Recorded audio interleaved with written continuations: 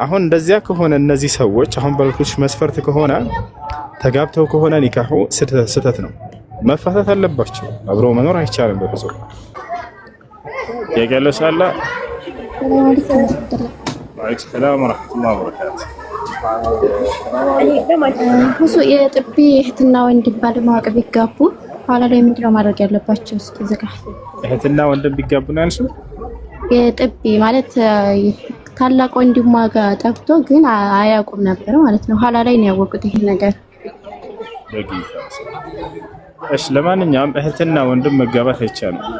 እሺ የሚጮህ ቦታ አለኝ አይደለ? ቦታ አልቀየ ወንድምና እህት መጋባት አይችልም። በእስልምና ወንድምና እህትነት የሚመሰረተው በሁለት መንገድ ነው። አንደኛ የስጋ ወንድማማችነት፣ ሁለተኛ የጥቢ ወንድማማችነት። ስለዚህ ሁለቱንም ማግባት አይቻልም። አላህ በቁርአን ላይ እንደከለከለ ሲናገር ምን አለ? حرمت عليكم أمهاتكم وبناتكم وأخواتكم وعماتكم وخالاتكم وبنات الأخ وبنات الأخت وأمهاتكم اللاتي أرضعنكم وأخواتكم من الرضاعة يتبي እህቶቻችሁን ማግባት ለእናንተ እርም ተደርጓል ይላል አላህ። ስለዚህ የጥቢ እህት ማለት ለምሳሌ አንድ ቤት አድርጉ። እሺ ለምሳሌ የጥቢ እህት ማለት ላስረዳችሁ ለማታውቁ ሰዎች፣ አንዲት ሴት ህፃን ልጅ ወለደች ከጎረቤታችሁ። እናታችሁ ደግሞ አንድ ህፃን ልጅ ወለደች። ያናንተ እናታችሁ የወለደችው ህፃን ልጅ ሄዶ የዛችን ሴት ጡት ጠባ። ያቺ ሴት የጥቢ እናቱ ትባላለች። የእርሷም ልጆች የጥቢ ወንድምና እህቶቹ ይሆናሉ ማለት ነው። ለዚህ አብሮ ለጠባው ልጅ ግን ጥቢው ሁለት መስፈርት ይጠበቅበታል ትክክል ይሆን ዘንድ። አንደኛ 5 እና ከዚያ በላይ 5 ረዳዓት መሆን አለበት። አንድ ጊዜ ጠብቶ ቢሄድ የጥቢ ሁክም በርሱ ላይ አይሰራም። 5 እና ከዚያ በላይ መጀመሪያ 10 ጥቢና ከዚያ 10 ረዳዓት ነበር። ፈኑሲኸ ኢለ 5 ረዳዓት ወደ 5 ጥቢ ተሽሯል እርሱ። አንደኛ ያ ነው። ሁለተኛ የጥቢው የእድሜ ጊዜ እስከ 2 ዓመት ድረስ ባለው ጊዜ ነው መሆን ያለበት። ልጁ ከተወለደ ከ2 ዓመት በላይ የሆነ ሰው መጥቶ ቢጠባ ጥቢው አይሰራም። የጥቢው ሁክም በርሱ ላይ አይሰራም። እንዳጠቃላይ አሁን እንደዚያ ከሆነ እነዚህ ሰዎች አሁን ባልኩሽ መስፈርት ከሆነ ተጋብተው ከሆነ ኒካሁ ስህተት ነው፣ መፋታት አለባቸው። አብሮ መኖር አይቻልም በፍጹም። በምንም መንገድ የሚስተካከል ነገር አይደለም። ገብቶሻል? ግን እርግጠኛ ሁኑ፣ ሁለቱም መስፈርት ያላሟላ ከሆነ ችግር የለውም። የጥቢው መጠን 5 እና ከዚያ በላይ ከሆነ የዛኔ ነው። 5 እና ከዚያ በላይ ጥቢ ጠብቶ ከሆነ ነው ወንድሟ ሊሆን የሚችለው። አንድ ጊዜ ብቻ መጥቶ ስለጠባና ስለሄደ ያለች የጥቢ ወንድምና እህት ሊባሉ አይችልም። ይሄ ስለጠባ የሚለውን ቃል ስደጋግመው ቁርጥ አድርገው በሌላ ነገር እንዳያረጉና ከፋራ ምናምን የለውም አይደል? ማለት ለቤተሰብ ጋር ወይም ከፋራ የለውም። እያወቁ ከሆነ ወንጀል ነውና ተውበት ማድረግ አለባቸው። ላይ ሴቷና ወንዷ ጋር ሳይሆን ቤተሰብ ይሄን ነገር ያውቃል። ነገር ግን ረስተውት ከሆነ ሲጋቡ ዝም ያሉት ከቤተሰብ ጋር እያወቀ ይሄን ነገር ዝም ያለ ሰው ያ ነው ወንጀለኛው በመካከላቸው። ያ ሰው ወደ አላህ Subhanahu Wa Ta'ala ተውበት ማድረግ አለበት። እነሱ ደግሞ መለያየት አለባቸው። አብሮ መኖር አይቻልም። አሁን ባልኩት መስፈርት ሁለቱን መስፈርት የተሟላ ከሆነ ከተወለዱበት እነዚህ ልጆች ወይንም ያ ልጅ ወይንም ያቺ ልጅ እስከ 2 ዓመት ድረስ ባለው ጊዜ ጠብቶ ከሆነ ያቺ ሴት እናት ልክ እንዲሁ ደግሞ 5 ጊዜና ከዚያ በላይ የጠባ ከሆነ ይሄ የጥቢ እህቱ ነችና ማግባት እርሷ በፍጹም አይችልም። የፈጣሪ ባህሪያቶች ፈጣሪ ናቸው።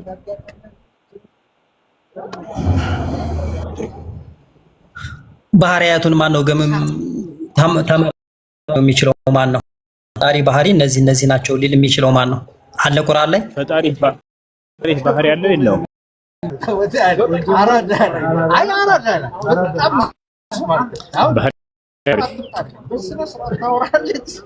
እሱን ያለ ማን ነው? ባህሪያቶቹ እነዚህ የሚቻለው ጥያቄ እየተጠየቀ ነው። ፈጣሪ ባህሪ አሉት ወይንስ የሉት?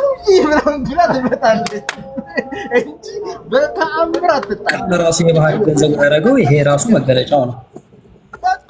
መገለጫ ወይንም ባህሪ ያለው የለውም ፈጣሪ እግዚአብሔር ቃል ራሱ ነው እያልኩ እኮ ነው። በፈጣሪ እግዚአብሔር አምላክ ነው አይደል? ያ እግዚአብሔር ባህሪና መገለጫዎች አሉት የሉትም?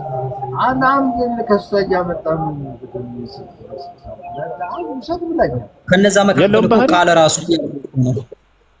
እኮ ባህሪ ያለው በለኝና ባህሪያቶችን ከዛ በኋላ ዘርዝራቸው። ስንት ባህሪ ያለው እግዚአብሔር? ይሄ ነው ለማለት ይከብደኛል። ምክንያቱም ያው ምናልባት እውቅናው ስለሌለኝ ሊሆን ይችላል። እሺ የመለኮት ባህሪያቶች ምን ምን ናቸው? እሺ በቃ ግልጽ ላድርግልህ። መለኮት አለ፣ አምላክ አለ አይደል? መለኮት ባህሪያቶች፣ አዎ የመለኮት መገለጫዎች ምን ምን ናቸው? አይታዩም፣ አይዳሰሱም። መለኮት አይታይም፣ አይዳሰስም። ምንድነው ብዬ ብጠይቅህ አሁን ስለ ምንነት ነው። ማን ነው ያ መለኮት ማን ነው ብዬ ብጠይቅህ እግዚአብሔር ነው። እርሱ አይታይም አይዳሰስም ነው። ምን ምን መገለጫዎች ባህሪያቶች አሉት? የመለኮት መገለጫዎች ምን ምን ናቸው? ወይንም በግልጽ ቃል በቃ እንደገና ሌላ ቃል ልቀይርልህ። አንድ አምላክ አምላክነትን ሊያሰኙት የሚችሉት ምን ምን ሲሟሉበት ነው? በቃ ያው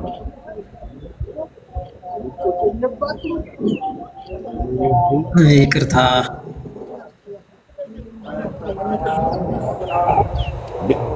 አምላክህን እንዴት ነው ታዲያ አምላክ ነው ብለህ የተቀበልከው? ምን ምን አግኝተህበት ነው? የመለኮት መገለጫዎች ምን ምን እንደሆነ አታውቅም?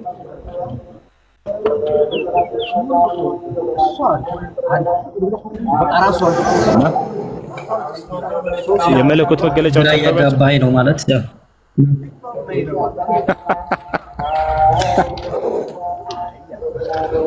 እሺ በቃሽ። እስልምና ላይ ሌላ ጥያቄ አለ? እስልምና ላይ ሌላ ጥያቄ አለ? አንድ ጥያቄ ላስተናግድና ሌሎች ጋር እንሄዳለን። አንድ ጥያቄ አለኝ። እሺ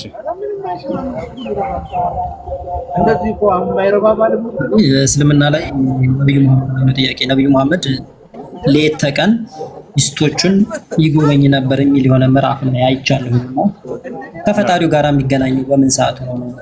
ቁርአን ላይ የተጻፈው አዲሱም ላይ የተጻፈው ያው የዓለማትን ላይፍ ስለመኖር እንዴት አጣጣመን ነው የሚለው ማለት ስጋዊ ህይወትን ያተኮረ ነው አብዛኛው ፖርሽን እና ከፈጣሪው ጋር የሚገናኘው በመቼ ነው? ጧትም ማታም ሌትም ቀንም ከሚስቶቹ ጋር ከሆነ በየትኛው ሰዓት ነው? ጥያቄ እንድታብራራልኝ። ጧትም ቀንም ማታም ከሚስቶቹ ጋር ነው የሚያሳልፈው የሚለው የቱ ጋር ያገኘው? እንደዛር ነው የቱ ጋር? ሳያል ቡኻሪ 268 ላይ እንደዛ ይላል። ምናልባት መጽሐፍ ላይ ጧትም ቀንም ማታም ሚስቶቹ ጋር ነው የሚያሳልፈው የሚለውን እሺ፣ ሳያል ቡኻሪ ስንት ነው ያልከው? ለውጣ እኔ እንደው አልጨምርም። በጣም ታሳዝናለህ። ሳያል ቡኻሪ ስንት ነው ያልከው? 268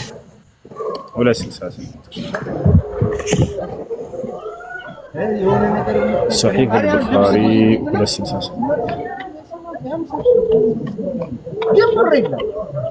صحيح البخاري 268. حدثنا محمد بن بشار قال حدثنا معاذ بن هشام قال حدثني أبي عن قتادة قال حدثنا أنس بن مالك قال كان النبي صلى الله عليه وسلم يدور على نسائه في الساعة الواحدة من الليل والنهار وهن 11. قال قلت لأنس وكان يطيقه قال كنا نتحدث أنه أعطي قوة من قال نربشه أكالوا عندما يتحرك ነብያችን ሰለላሁ ዐለይሂ ወሰለም በሚስቶቻቸው ላይ ይዞሩ ነበር ይላል። በሚስቶቻቸው ላይ ይዞሩ ነበር ይላል። አሁን እዚህ ቦታ ላይ ስለ ግንኙነት ወይንም ደግሞ ስለ ወሲብ ስለማድረግ የሚያወራ ሐዲስ አይደለም ይሄ። ነብያችን ሰለላሁ ዐለይሂ ወሰለም በአንዲት ሰዓት ነው የሚለው በሰዓት الواحدة ማለት በአንዲት ሰዓት ነው የሚለው ነብያችን ሰለላሁ ዐለይሂ ወሰለም በአንድ ሰዓት ላይ የሚሰሩትን ስራ እንደው ቀኑን ሙሉ 24 ሰዓት ያን ሲሰሩ ነው የሚቆዩት ማለት ይሄ ስህተት ነው። ገብቶሃል አይደል? በአንድ ሰዓት ይላል። እንደ አጠቃላይ ነብያችን ሰለላሁ ዐለይሂ ወሰለም ከጌታቸው ከአላህ ጋር ሌሊቱን ሙሉ ሲሰግዱ እንደሚያድሩ ሚስት ራሷ ስትመሰክር እናታችን አይሻ ምን አለች መሰለኝ? كان النبي صلى الله عليه وسلم يقوم الليل حتى تتفطر قدماه አለች። የአላህ መልእክተኛ ነብዩ ሰለላሁ ዐለይሂ ወሰለም ሌሊቱን ሙሉ ቆመው ለአላህ ሲሰግዱ ያድሩ ነበር እግራቸው እስኪያብጥ ድረስ አለች። የአይን ማኝ ያየች እየመሰከረች ነው። እኔም ከዕለታት አንድ ቀን እንዲህ አልኳቸው لماذا تفعل كل هذا يا رسول الله وقد غفر الله لك ما تقدم من ذنبك وما تأخر እኔም አንተ የአላህ መልእክተኛ ሆይ ይሄን ሁሉ ለምን ታደርጋለህ? አላህ ያለፈውን ጣልነውንም ኃጢአት እንኳን ብትሰራ እንደማረልህ ተናግሮ ሳለ ሲባሉ ጊዜ አፈላ አኩኑ አብደን ሸኩራ አሉ። እኔ አመስጋኝ ባሪያ መሆን አይገባኝም ምን ብለው ተናገሩ። ስለዚህ ነቢያችን ሰለላሁ ዐለይሂ ወሰለም ሌሊቱን ሙሉ ሲሰግዱ ያድሩ እንደነበር ሚስቶቻቸው አብረዋቸው የሚያድሩ ሚስቶቻቸው መስክረዋል። ከሌሊቱ ክፍለ ጊዜ በርካታውን ለጌታቸው ለአላህ ይሰግዱ ነበር። አላህ በቁርአንም ላይ ያዟቸው ስለነበር ያ አዩሃል ሙዘምሚል ቁም ሌይለ ኢላ ቀሊላ ብሏቸዋል። አንተ ተከናናቢ ሆይ ሌሊቱን ሙሉ ቁመህ ለእኔ ለአላህ ስገድ፣ ጥቂት ጊዜ ሲቀር ጥቂት ከሌሊቱ ክፍለ ጊዜ ሲቀር ሌሊቱን ሙሉ ለእኔ ስገድ ብሏቸዋል። ንስፈሁ አው እንቁስ ሚንሁ ቀሊላ የሌሊቱን ግማሽ ስገድ ለእኔ ወይንም ከእርሱ ትንሽ ቀንስ፣ አው ዚድ ዐለይህ ወይንም በርሱ ተርቲላ ተባለ። ስለዚህ ነብዩ ሰለላሁ ዐለይሂ ወሰለም ሌሊቱን ሙሉ ለአላህ ሲሰግዱ ያድሩ እንደነበር እናታችን አይሻ ራሷ መስክራለች። ያ ነው። ለሚስቶቻቸው ግን ጊዜ ይሰጡ እንደነበር ለመግለጽ ጊዜ ይሰጡ ነበር ለሚስቶቻቸው። አንድ ሰው ሚስት ካገባ ለእነሱ ጊዜ መስጠት እንዳለበት የሚናገር ሐዲስ ነው። እሺ ያነበብከውና ወይንም ደግሞ እኔ ላይ ያለ ያነበብኩት እኔ እጄ ላይ ያለው ቁርአን አንድ አይደለም ማለት ነው። 11ዱን ሚስቶቹም በአንድ ቀን አዳር ሲጎበኝ ሲያድር እንደነበር ነው የኔ ቁርአን የሚናገረው እጄ ላይ ያለው። ምናልባት ዲቫይስ ላይ ባሳይ በአንድ ቀን አዳር አይልም፣ በአንዲት ሰዓት ነው የሚሆነው። አላሳይ በአንድ ቀን አዳር አይልም። በአማርኛ አድርገውና እኔም ላንብበው። ያው እነዚህ ያ እሺ፣ ወደ አማርኛ ልቀይርልህ። ያው ነው ከሰዓት الواحدة ይላል። ወደ አማርኛ ልቀይርላችሁ። አንዴ በግል ላይ ላስቀጥልሽ።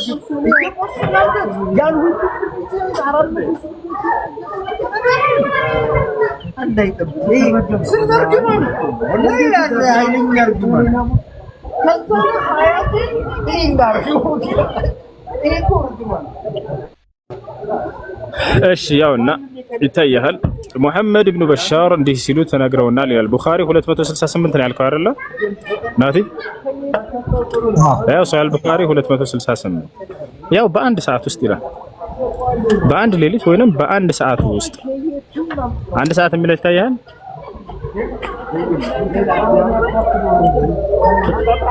ሚስቶቻቸውን ይጎበኙ ነበር ነው የሚለው። ወሲብ ያደርጉ ነበር አይደለም፣ ይጎበኙ ነበር። በአንድ ሰዓት ውስጥ ነብዩ ሰለላሁ ዐለይሂ ወሰለም ሄደው ሚስቶቻቸውን ይጎበኙ ነበር በአንድ ሰዓት ውስጥ። ያትናዚጋ አይ ሌላ ጥያቄ ያለው ሰው አለ?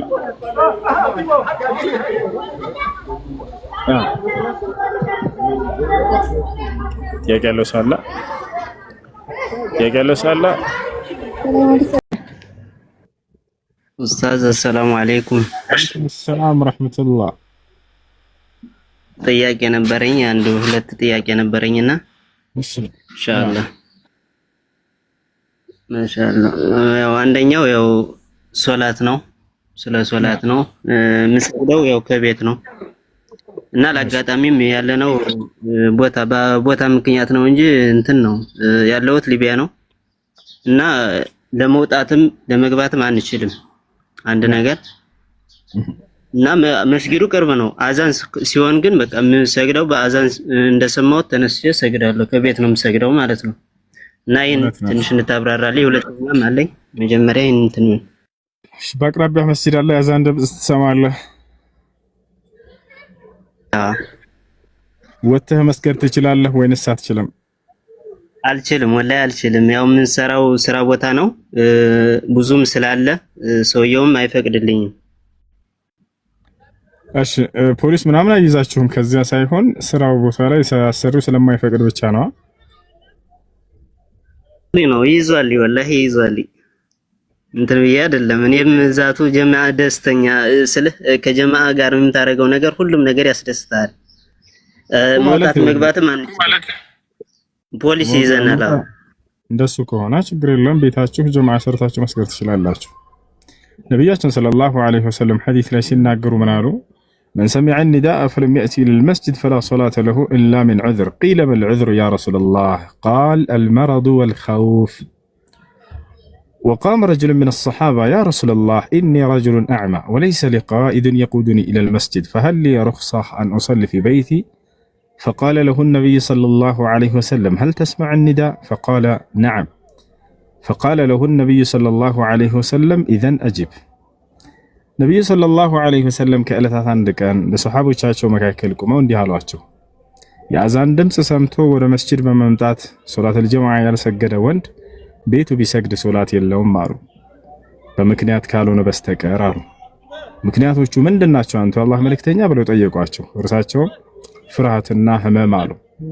ሰውየው ፈርቶ ወይንም ታሞ ከሆነ መስጂድ ለመሄድ የሚያቅተው ከሆነ በዚያ ምክንያት ቤቱ መስገድ እንደሚችል ተናገሩ ነብዩ ሰለላሁ ዐለይሂ ወሰለም። ከታመሙ ሰዎች መካከል አንድ ሰው ሰሃባ ተነሳ። ማየት የተሳነው ሰው ማለት ነው። እውር ነው፣ ማየት አይችልም። ያ ረሱላህ አላቸው፣ አንተ የአላህ መልእክተኛ ሆይ እኔ ረጅሉን አዕማ፣ እኔ ማየት የተሳነኝ ሰው ነኝ። ወለይሰ ሊ ቃኢዱን የቁዱኒ ኢለል መስጂድ፣ ወደ መስጂድ የሚመራኝም ሰው የለኝም። ፈሀል ሊ ሩኽሳ አን ኡሰሊ ፊ በይቲ፣ እቤቴ እንድሰግድ ለእኔ ይፈቀድልኛል ይገራልኛል ይሄ ነገር በኢስላም አላቸው። ነብዩ ሰለላሁ ዐለይሂ ወሰለም ታዲያ መልሰው ጠየቁት። ሀል ተስመዕ ኒዳ አሉት። የአዛን ድምፅ ትሰማለህ አይደል አሉት። ቃለ ነዓም፣ አዎ የአዛን ድምፅ ትሰማለሁ አላቸው። ኢዘን አጂብ አሉት። የአዛን ድምፅ እስከሰማህ ድረስ መተህ መስገድ አለብህ አሉት። ሊቃውንቶች የዚህን ሰውዬ ቤት ሲገልጹ በዚያው ለመስጂዱ ጎረቤት ስለነበር ነው ብለዋል እንጂ ሩቅ ቢሆን ኖሮ የሚመራው ሰው ከሌለው የግዴታ መጥቶ መስገድ አይጠበቅበትም ነበር።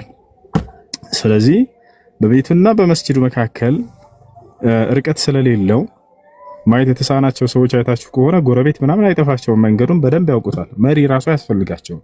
በዚያ ሁኔታ ላይ ስላለ ነው ያን ሰው ነብዩ ሰለላሁ ዐለይሂ ወሰለም መስገድ አለብህ መተህ ብለው የተናገሩት።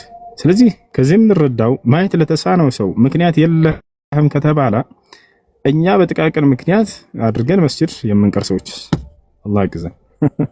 እንዳጠቃላይ ወንድማችን ከየትኛው ነው የሚመደበው ከተባለ የፈራ ከተባለው ነው። ከፈራ ሰውየው በቤቱና በመስጂዱ መካከል ሽርጣ ካለ ፖሊስ ካለ የዛኔ ቤታቸው መስገድ ይችላሉ እነዚህ ልጆች። ምክንያቱም ከዚህ ከስራ ቢወጡ ከበስተጀርባቸው ከነሱ የሚጠብቁ ቤተሰቦቻቸው ሪዝቃቸው ሊቋረጥባቸው ሊሆን ይችላል። እወጣለሁ ሲል ለመስገድ ሌላ ነገር ሊሆን ይችላል።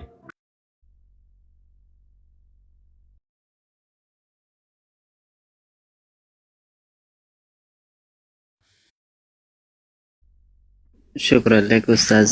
ያው ልል የፈለኩት ደግሞ ሁለተኛው ያው ሱቢህ ይመቸኛል ማታ ላይ አሁን ለምሳሌ እንትን ስለሚሉ ከእንቅልፌን እንኳን እንትን አድርጌ ሱቢህ እንኳን እንትን እላለሁ እና ሌላም የፈለኩት ትንሽ በቃ ስለ ሶላት አንዳንድ ወንድሞቻችን እህቶቻችን እንኳን ያው ቤት ያው ችግር የለውም ስለተፈቀደላቸውም እና ለወንድሞቼ የምትል ትንሽ አላደ ትምህርት እንዲሆናቸው ሶላት የሚመቻቸው ወላሂ ሶላት ያለ ሶላት ምንም የሚያምርም ህይወትም የለም ወላሂ።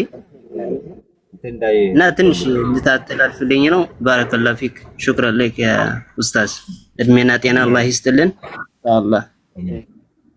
አሚን። አይ መርሐባ ሰምታችኋል። ወዐለይኩም ሰላም ወረሕመቱላሂ ወበረካቱ። ደህና ነኝ አልሐምዱሊላሂ ረቢል ዓለሚን አርረሕማን አርረሒም ማሊኪ የውሚዲን ኢያከ ነዕቡዱ ወኢያከ ነስተዒን اهدنا الصراط المستقيم صراط الذين أنعمت عليهم غير المغضوب عليهم ولا الضالين. እሺ ጥያቄሽ ምንድን ነው እህት? ወጣች ጥያቄ ነበረኝ። እሺ ጥያቄሽ ምንድን ነው? እኔ ተሸፋኝ ነኝና ማሻአላህ መብሩክ አይሽከታ እና ላጎቶቹ ልጆችና ላክስቶች መገለጥ ይችላልሁ? አሻ አይቻልም። እነሱ ምን المحارم ይቅርታ ምን الأجانب ከባዕድ ናቸው። እነሱ አንቺን ማግባት ስለሚችሉ ለእነርሱ መገለጥ አይቻልም። መፈቀድ ከዚህ ድረስ መገለጥ አልችልም። አሻ ይሆንም አይበጅም። ደግ አይደለም አይቻልም ማለት። طيب ሌላኛው ጥያቄ ደግሞ ማለት የሚያኝ ሰው ለምሸፈናለሁ ግን ያኔ ቅንድብ መሰራት እንደዚህ ሜካፕ መቀባት ነው እንደዚህ ታይ ተሸፋኝ አይደለሽ ምን ይሰራልሻል? ለባልሽ ወበተን ልትይለት ከሆነ በሱ ሳይሆን ለራሴ ያኔ ቤተሰቦችና ከራሴ ውጭ የሚያኝ ሰው የለም። እሺ ለማንኛውም ቅንድብን መቀንደብ አይቻልም፣ አይፈቀድም። ነብዩ ሰለላሁ ዐለይሂ ወሰለም ከልክለዋል። قال النبي صلى الله عليه وسلم لعن الله الواشمات والمستوشمات والنامصة والمتنمصة والواصلة والواصلات كذلك والمتفلجات والمستوصلات ቅንድብን የሚቀነድቡና የሚያስቀነድቡ ጸጉሩን የሚቀጥሉና የሚያስቀጥሉ ሴቶችን አላህ ረግሟቸዋል ብለው ተናግረዋል። ስለዚህ አይፈቀድም፣ አይቻልም። ፈብትን በይ አላህ በሰጠሽ ውበት። ነገር ግን ቅንድባቸውን አታስቀንድቡ፣ ጸጉር አታስቀጥሉ፣ ታቶ ምናምን አታሰሩ። እነዚህ ሁሉ ፍንጭት ማሰራት፣ እነዚህ አራቱን በአሁኑ ሀዲስ ተከልክለዋል። እሺ አላህ በሰጣችሁ ውበት ተዋቡ።